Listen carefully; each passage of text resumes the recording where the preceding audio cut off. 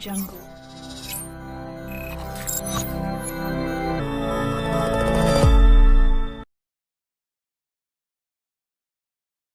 Assalamualaikum warahmatullahi wabarakatuh. Bertemu dengan saya lagi, Frandi, di YouTube Mastery 1.0. Kita sudah sampai ke video ke-20, yaitu masih melanjutkan tentang bagaimana cara melejitkan channel, dan kita akan belajar bagaimana membaca analitik. Karena membaca analitik ini adalah kunci untuk melejitkan sebuah channel. Penjelasannya selengkapnya, mari simak video berikut ini.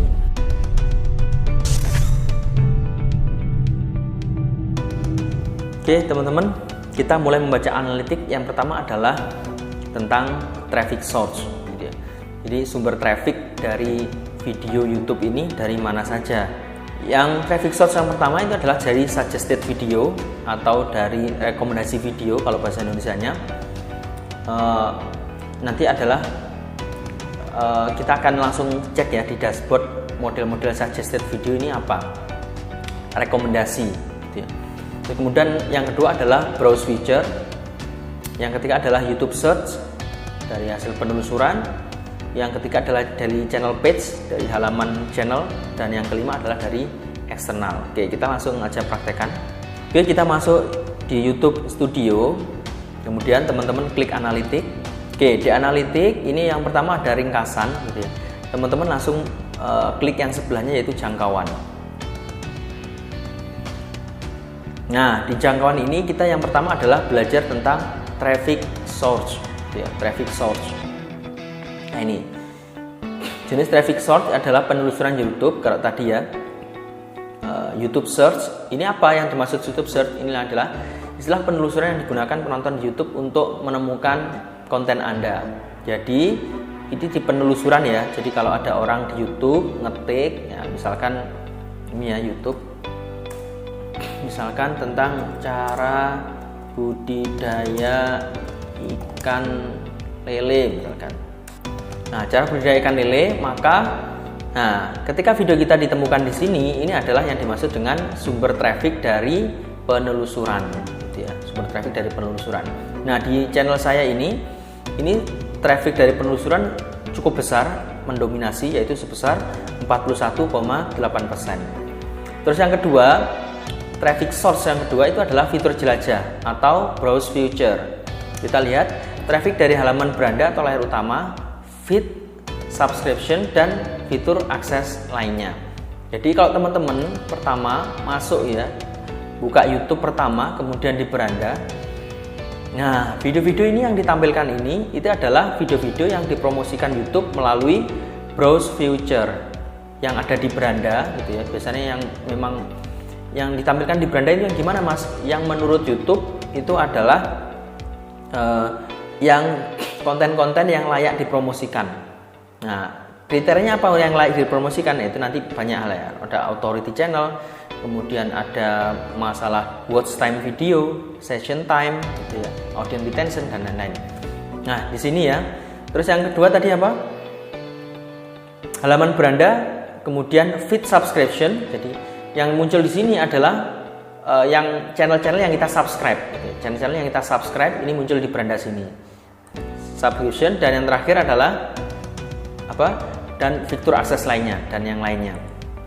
Ini masuk browse feature, menjadi urutan traffic source terbesar kedua sebesar 24,9%. Kalau fitur jelajah ini banyak, maka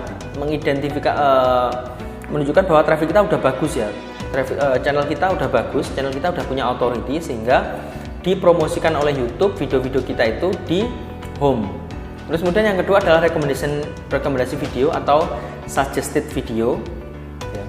Penayangan dari saran yang muncul bersamaan atau setelah video lain. Penayangan dari saran yang muncul bersamaan atau setelah video lain.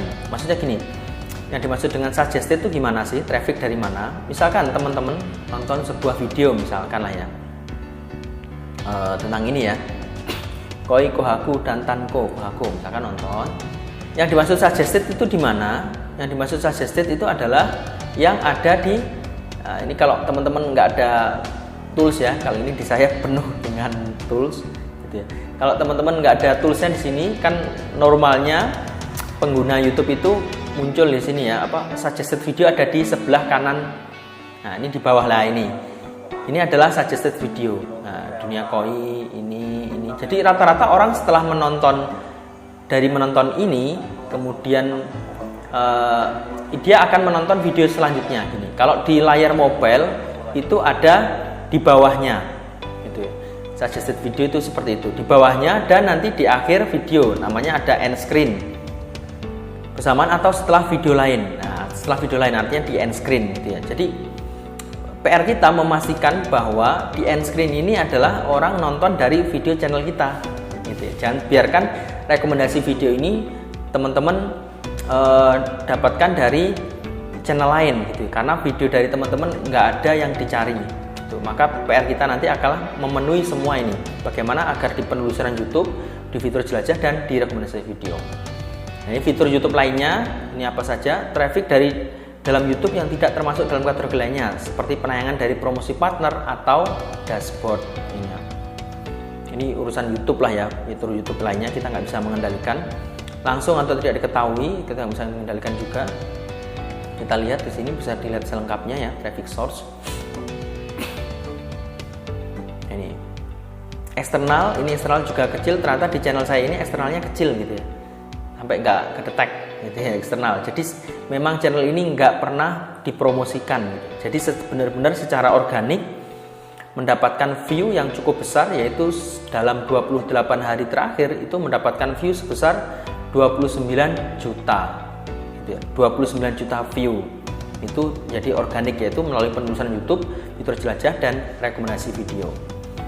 PR-nya kita, pertanyaannya kita untuk melejetkan channel, maka kita harus tahu memaksimalkan dari segala traffic source yang ada. Ya, tadi ada suggested video, browse future, kemudian ada penelusuran, search, ya, YouTube search dan lain-lain. Kita harus bisa memaksimalkan.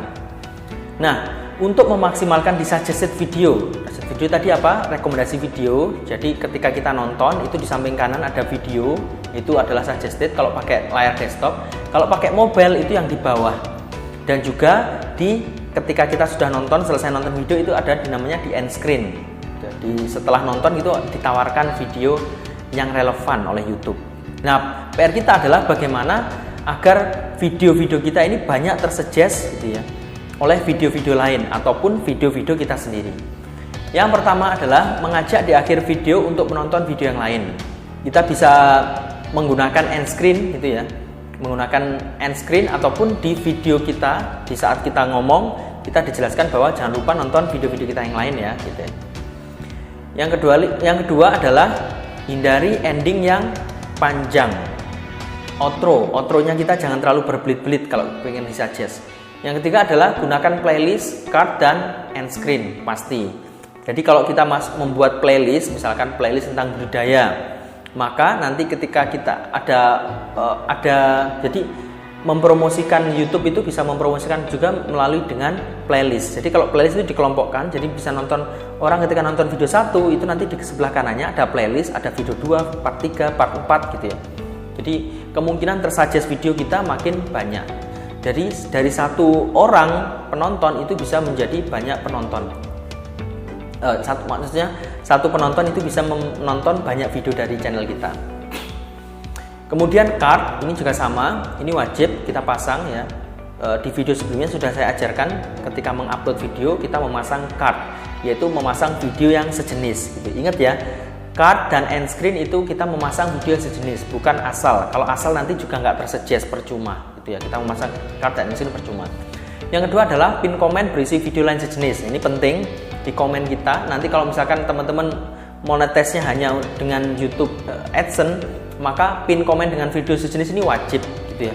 Kecuali teman-teman punya monetis yang lain yang lebih berharga, misalkan jualan produk digital gitu ya, jualan produk atau jasa, itu boleh pin komennya ini diisi dengan yang lain gitu. Tapi kalau teman-teman nggak mau ribet, hanya pengen YouTube AdSense, itu ada juga yang seperti itu ya. YouTuber hanya nggak mau ribet, dia hanya mengejar penghasilan dari AdSense gitu, bisa pin komennya diisi video yang lain sejenis. Kemudian yang kelima adalah membuat video yang lagi trending. Kenapa membuat video yang lagi trending? Terutama nanti di video kita sendiri ya, di channel kita. Misalkan video kita yang trending ini adalah tentang budidaya ikan lele tadi ya. Maka kita harus di analitik, sekali lagi kita lihat di analitik, dan ketika itu channel itu trending, maka kita segera membuat video yang sejenis gitu ya. Misalkan yang pertama adalah cara budidaya ikan lele, maka kita buat lagi misalkan cara budidaya ikan lele di kolam tanah misalkan, terus kemudian buat lagi kolam lain itu nanti akan langsung tersuggest gitu ya. Dan syarat tersuggest adalah pakai metadata yang konsisten.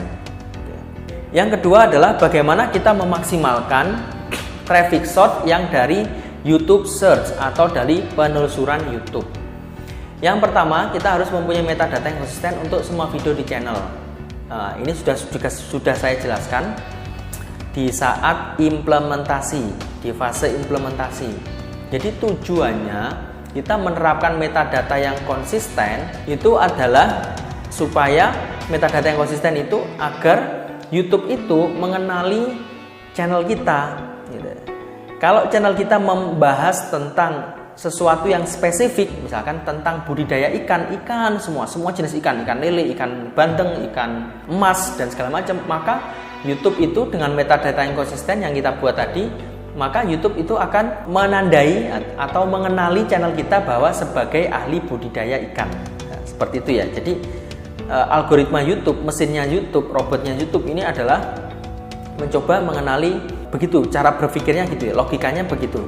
Oke, yang kedua adalah implementasi keyword strategi 1.0. Otomatis kalau kita mau muncul, maka kita harus mengimplementasi keyword strategi yang udah kita bahas di video sebelumnya. Jadi ketika ada orang yang mencari keyword tertentu, itu video kita bisa muncul karena kita sudah menerapkan strategi SEO. Yang ketiga adalah membuat video trending sesuai dengan niche dengan kesamaan judul dan metadata.